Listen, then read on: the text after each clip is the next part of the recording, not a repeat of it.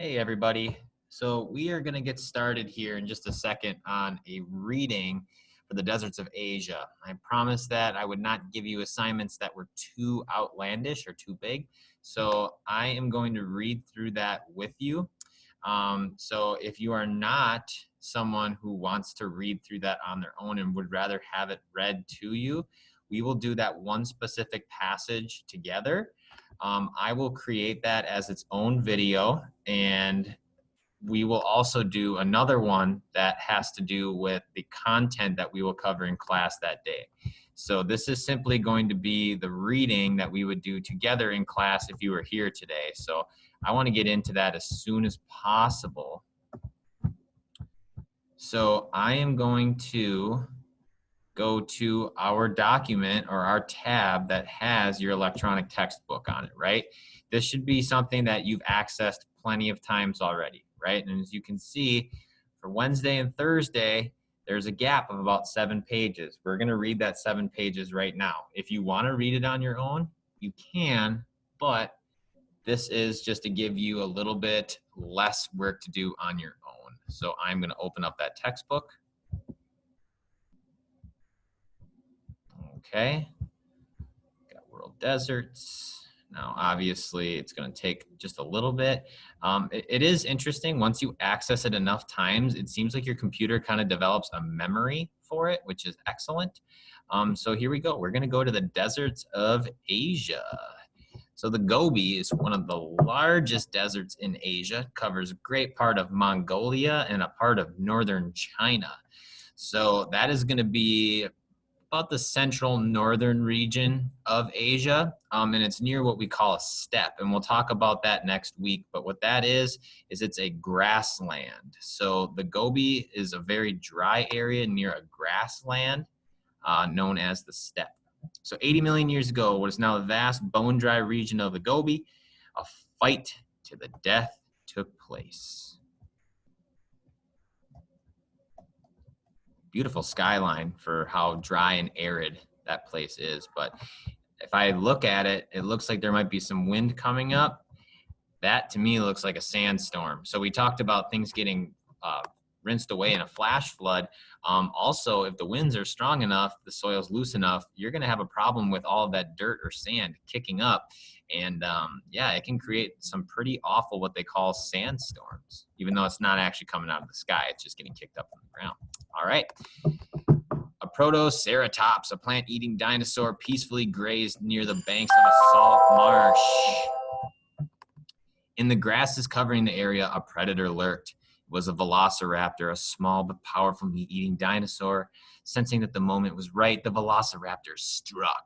Using its strong hind legs, it jumped up on the back of the protoceratops. The plant-eating dinosaur fought back using its hind legs, its long, heavy tail, and beak-shaped jaws. But neither animal could overcome the other. Soon both lay on the ground, gasping their last breaths, which can often happen even today with predators and prey, right? Sometimes if they fight back, both can get injured. They died there together, predator and prey. Nearly 80 million years later, scientists discovered bones in what had become the arid desert of the Gobi. So as you can see, this is an archaeologist went for a dig and they found this massive foot. And I believe, because it's bigger than what a velociraptor probably would be, that must have came from the protoceratops. It's pretty neat. All right, so forbidding landscape. Mountains almost completely surround the Gobi, blocking the path of rain clouds. Most of the Gobi's land is covered in rock and gravel with few sand dunes. The Gobi receives less than 8 inches of rainfall per year on average. Remember, that is 2 inches less than you would expect in the maximum a desert could get, right?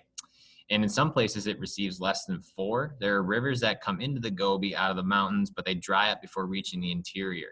The way it is that on the other sides of these mountains, in fact, in a lot of cases, they're going to be very, very lush lands. But because of the way the rains come in, they hit the mountain peaks and then they flow down the other side. So the Gobi Desert's here, mountain peaks are here, rain hits, flows down the other way, everything else gets the moisture. But on this side, it ends up staying completely dry. The dryness and salty soil limit the growth of vegetation to scrub brush and grasses near a rare river where groundwater creates an oasis, poplar trees, flowering shrubs, and reeds grow. Temperatures are extreme in the Gobi. In the winter, it can get as cold as negative 40 degrees Fahrenheit. That's like, for us, that would be like the wind chill of getting us canceled for school. So that is insanely cold. But then in the summer, it can rise to more than 100 degrees Fahrenheit. And that's a lot too. It's not like that happens every once in a while. That's very common. Extreme dryness and extreme temperatures make the Gobi one of the most forbidding Earth's deserts. And the weirdest thing, like I said, it is close to a place right on the other side of mountains where it is not like that. So there are very few people that live there because the access to land that is a lot better to survive is like right there. So these are nomadic people of Mongolia living in the Gobi Desert. These kind of look like silos. They're not. These are actually tents. They're called yurts that people that are nomadic that move around in search of food, they usually stay on. And people that live in Mongolia usually raise animals, so they need to find grass for their herds to graze on. All right, next is the Arabian.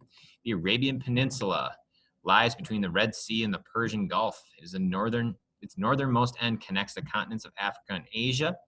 The Arabian Peninsula is made up of countries of Yemen, Oman, Qatar or Qatar, Bahrain, Kuwait, Saudi Arabia, the United Arab Emirates, and parts of Jordan and Iraq. Parts of the peninsula are covered with rock and gravel, but most of it is a vast expanse of sand. It is the largest sand desert in the world, even more than the Sahara, which is saying something. Sand dunes can reach as high as 800 feet and stretch for 30 miles. The land is mostly empty. One large part of the peninsula is called Rub al-Khali, meaning empty quarter in Arabic. The few camel-herding Bedouin tribes that roam this land call the region Ar-Ramla, or the sand. Fitting name. In the summer, the average daytime temperature in the sand deserts can reach about 110 degrees Fahrenheit. At one point, before we had the climate change, right after the ice age went away, this was one of the first places that could actually sustain life, and it was one of the most fertile places, meaning that you could grow and you could have a whole bunch of life sustained in this spot.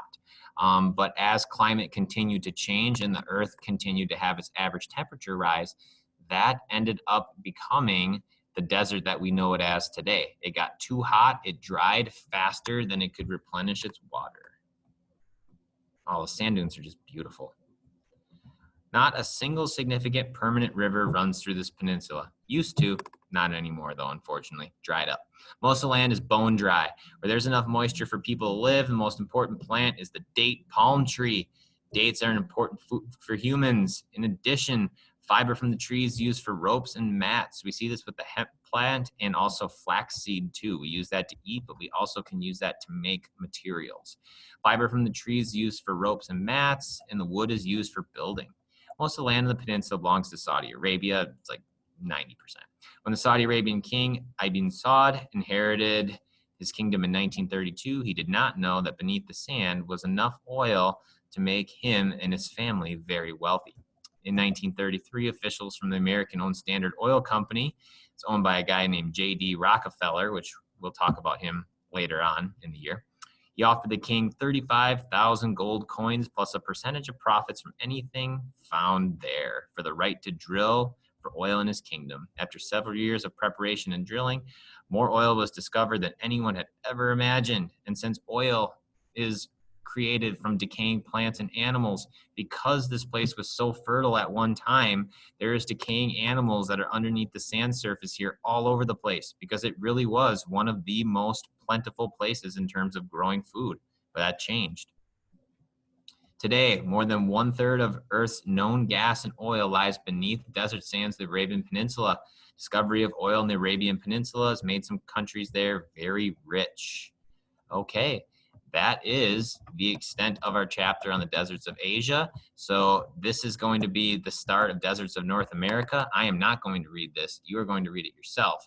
But I'm going to transition over to anyway, going through the slides that we made for this and getting you ready to do your assignment for Thursday. Okay, so with that, I will leave you. Have yourselves a great day, And well, I guess technically, if you're reading this or going through this, I should see you very soon. All right.